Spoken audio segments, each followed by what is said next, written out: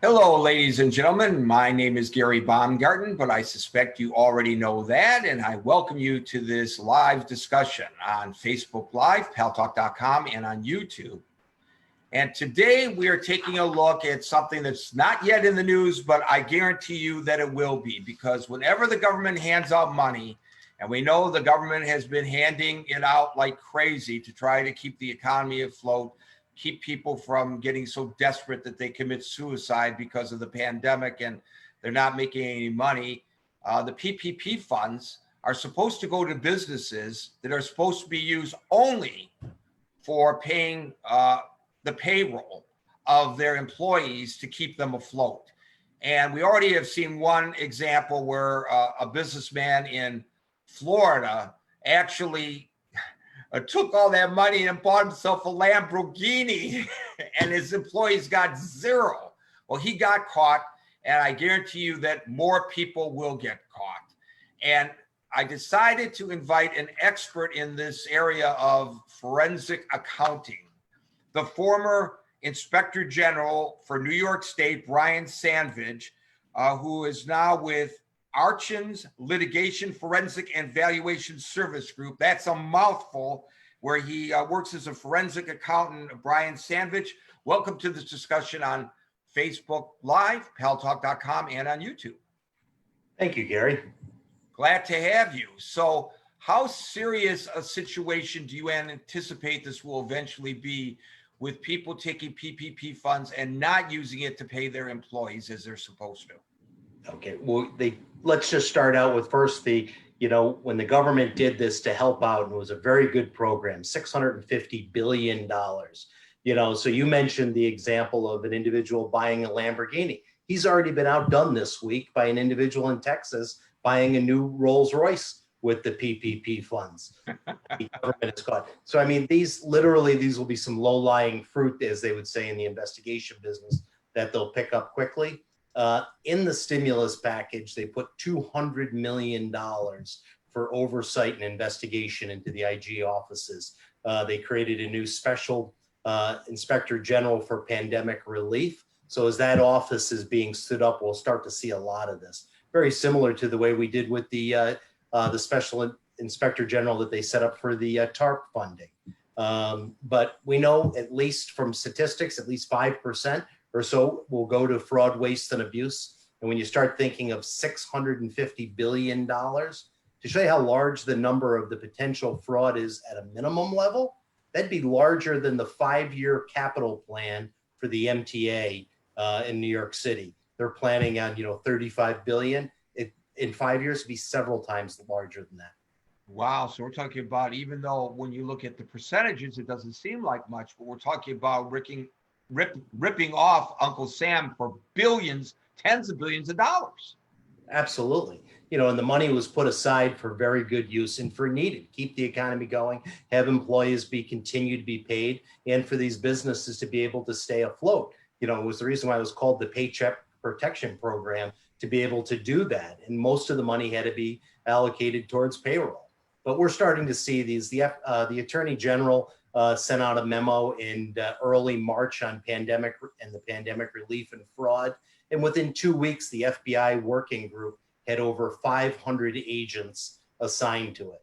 They know the FBI's already has over 2,000 cases dealing with this. And this is early on. Some of the fraud that we're seeing out there, these cases came out within 2 weeks of the program going live. So these individuals created entities, tax returns, bank records, to create fictitious entities and apply for tens of thousands, hundreds, in some case, more than $3 million in fictitious loans. Well, Brian Sanvidge, you're the former New York State Inspector General. You have a long and storied career in being able to ferret out this kind of fraud when it comes to government money. Where do you come up with the 5% figure? And secondarily, what percentage of those individuals do you anticipate will actually be caught? So the 5% figure comes from what they call is a publication called the Report to the Nation. The Report to the Nation just came out. It's through the Association of Certified Fraud Examiners, and they talk about 5% across the board being subject to fraud, waste, and abuse. When I was working with the grant office for the 9/11 funds, which was a $20 billion project in New York, as the labor inspector general overseeing it, the money that first goes out truly helps families in their time of need. What we see later on is, when the greed kicks in and the fraud kicks in to that, and the amount of cases that were there. The government also put in $25 million for the SBA's Inspector General's office to be able to deal with this. I mean, the SBA is set up to do, $50 billion a year in programs. This one alone is 650, and the money was given out in approximately 4.5, 5 months. So just getting that amount of money out on the street that fast, which was the intent of Congress and the president when they signed this and put it into law, get the money out there immediately. Unfortunately, when you do that, people will take advantage of that. So the faster they try to get the money out there, unfortunately, we're going to see these issues with fraud. And the second question, how many of these individuals or what percentage of them do you anticipate will actually be caught? So I think we'll see some large cases that'll start coming out probably in the early fall. We saw 385 on TARP felony cases come out of that, and that was banks and financial institutions. This is rolled out to businesses, and this is several times larger what they did in TARP. So I think you'll start to see hundreds of cases. We're seeing right now some of these cases that they're across the country, from Texas to Florida to Kansas to Arkansas, Rhode Island, Massachusetts. That's just to name a few as to what we're seeing right now in DOJ's, prosecuting them. I believe we'll see this aggressively prosecuted. But it'll go on for years. I mean, last year alone, the TARP Special Inspector General did, tens of millions of dollars in fraud, over 39 times their annual budget. They were able to recover back for the taxpayers, and that's something that's been set up for 10, 11 years. So the fraud investigations will go on for more than a decade. I know exactly what you're referring to, aside from my career as a reporter. And this I did find out as a reporter, but I mean, I have a long career, which I'll discuss with you in a moment, of chasing the money. I was taught very early how to do that. But Superstorm Sandy, I live on the Jersey Shore, and I was working for 1010 Windsville news station in New York City when Sandy hit. And after the water subsided, that's when the fraudsters came out. And there's still people today whose homes have not been rebuilt all these years later because they were ripped off by people who got money to provide those kinds of services. And it was pretty extensive. And there were also people who did not qualify to put in for that money who did. And to me, Brian, this is insidious because it takes money away from the people who truly need it. I don't think any American feels that it's wrong to try to help our fellow Americans who are in need. But we feel that it is just horrific when that money is used to line the pockets of people who are not. Absolutely. And when I used to do this on the FEMA side, we would say that, early you're helping out the truly needy people that, in Sandy you're talking about that need it. And then later on, you quickly are dealing with the greedy, people just coming in, and when you deal with on public or, natural disasters, then you run into a whole different type of fraud, from contractors to grant fraud that's out there, and to, shoddy work that was being done. So we saw a lot of that. But, Gary, to your point, the important part here to remember is these are taxpayers' funds that had tremendous bipartisan support, unusual in our current environment, to have that level of bipartisan support funding these programs that everybody feels that, is the right thing to do, and to have people stealing that. And it's a limited amount of funds. So when that ultimately happens, you're taking away from a needy business that has, that has the need for it. And eventually those funds won't be there for them. There's still a small amount of PPP funds that are available in the second round that was out there. But the level of fraud that we will see for the next decade will be tremendous on this. As I just alluded, my interest in this goes back to when I was a very, very young man. My first job as a reporter working for a weekly newspaper. And my precinct delegate is a CPA. And he and I and a fellow from the City Auditor General's office, we got together and they taught me, and we were looking at the school district. And we found so much waste, so much stolen money, so many reimbursements to people for goods and services that were supposed to get in the hands of those children in Detroit that never got there. We blew that wide open. I know I can't have a hard time balancing my own checkbook, but I learned very quickly that if you really want to do great reporting, you follow the money. You make sure that the money goes for what it was intended. And so the kind of work that you did as the Inspector General for New York State, people don't realize it. They think, oh, these are just guys in ties and white shirts and in stuffy offices, and who cares about what they're doing? But actually, you're really on the forefront of ferreting out where our money is going and how it's being stolen. When I was the labor inspector general in New York, we would do 1,000 felony arrests a year for theft of services from the state of New York. That's a lot. Yeah, and that's what the system could ultimately handle when we would be doing that in cooperation, with 62 DAs across the state. So now you'll see the federal IGs, you'll see local prosecutors getting involved in this, and to your point of following the money, this is easily traceable. I think what we're going to see on some of those cases that just came out, the Lamborghini, the Rolls Royce type stories, those are usually whistleblowers, and there is these funds are subject to false claims. So you will see individuals being whistleblowers who can be, there's a financial benefit to them for doing that, to be a whistleblower and to turn them in. You're going to see, false claims cases for this.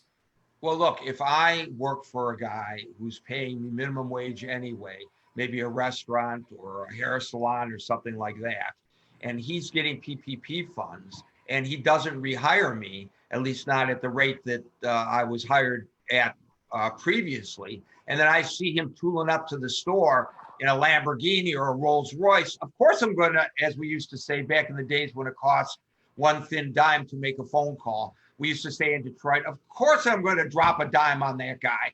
I mean, you can't hide it. So why even try in the first place? What kind of penalties do these folks face?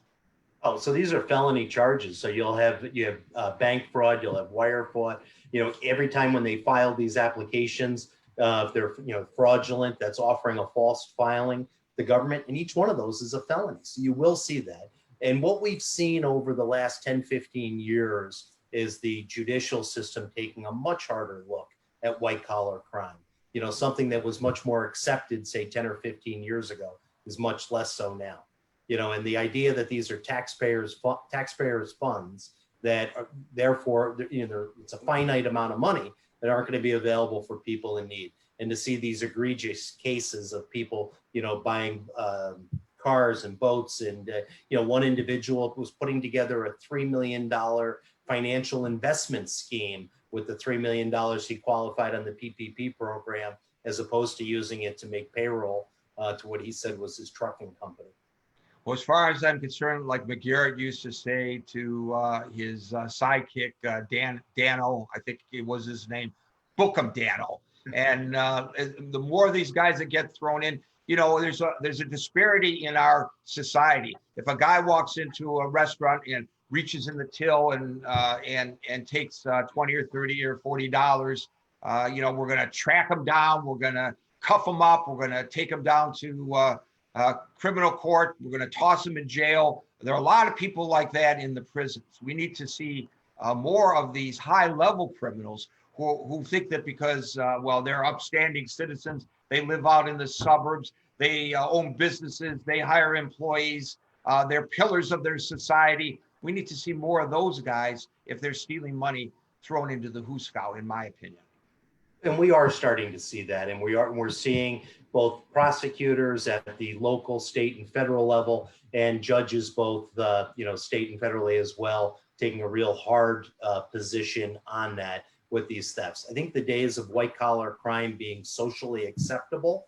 I mean, there was a time 20 years ago where if someone was talking about insurance fraud that, on their homeowner's claim or something got stolen out of the car, that was socially acceptable. We no longer see that. We are seeing judges hold individuals accountable. As I say, you can steal a lot more with the click of a mouse or a pen than you ever will with a gun.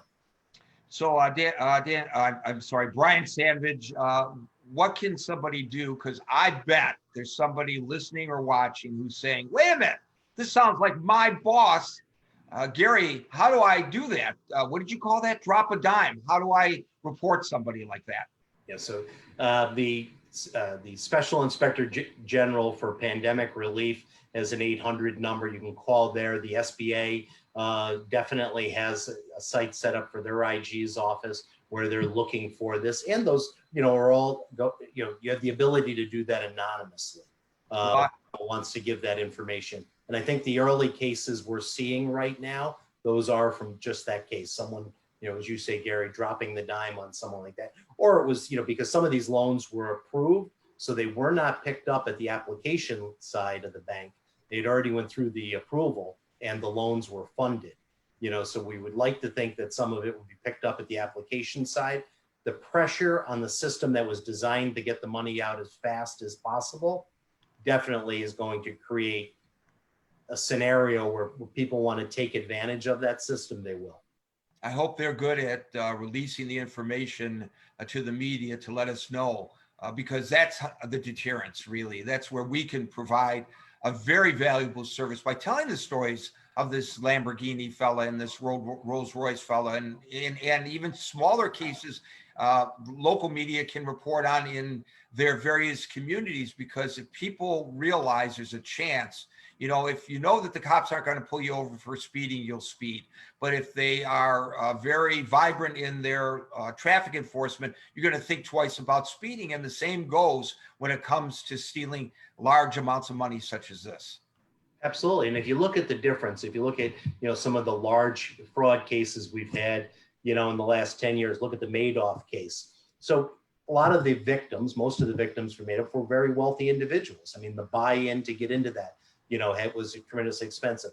This money here, if it's, that's designed for paycheck protection, or for blue collar, hardworking individuals, that money potentially is not going to go to when it's stolen that way.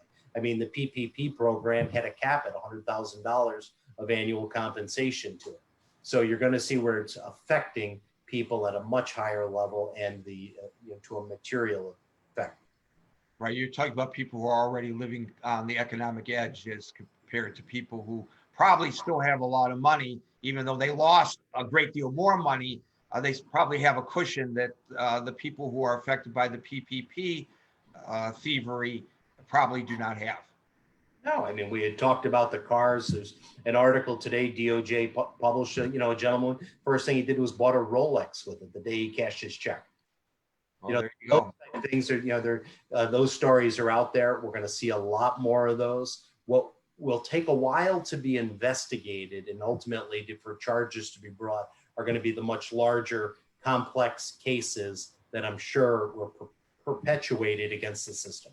Well, this is why the FBI hires not just attorneys, but accountants as agents as well. And of course, the IRS does as well. And I'm sure the Small Business Administration does too, because that's how you get the real thieves in our country and put them behind bars. Inspector General, former New York State Inspector General Brian Sanvidge. I'm going to look at it again because it's a long name of your company.